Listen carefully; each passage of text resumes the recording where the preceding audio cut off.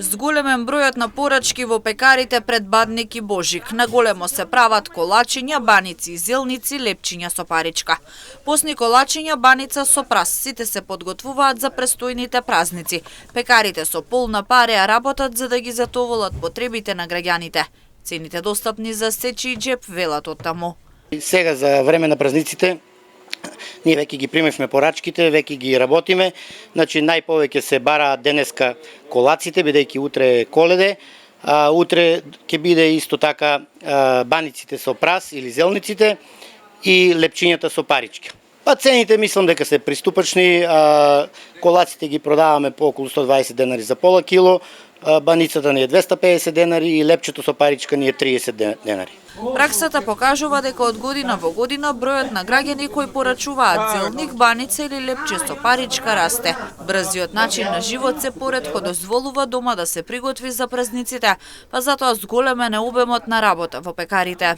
Ние веќе порачките ги стопиравме бидејќи капацитетот ни е исполнет.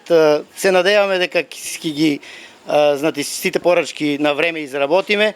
Меѓутоа, обемна е порачката, најверојатно луѓето немаат време дома да се изготват, не дека не знаат, туку самото време ги тера луѓето, значи имаат премногу работа, премногу обврски и полесно им е да порачаат и ние затоа сме и овде.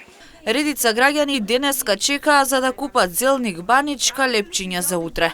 Повозрасните велат денеска веќе сите купуваат. Тие бидејќи не можат да прават, младите бидејќи немаат време. Зелник купуваме за тоа што не сме способни веќе да правиме. Стари и болни треба да бидеш здрав и прав и млад за да сукаш зелник. И младите купуват за тоа што не се научили на време да сукат. Купуваме си. Затоа што самите години се ги носат своето.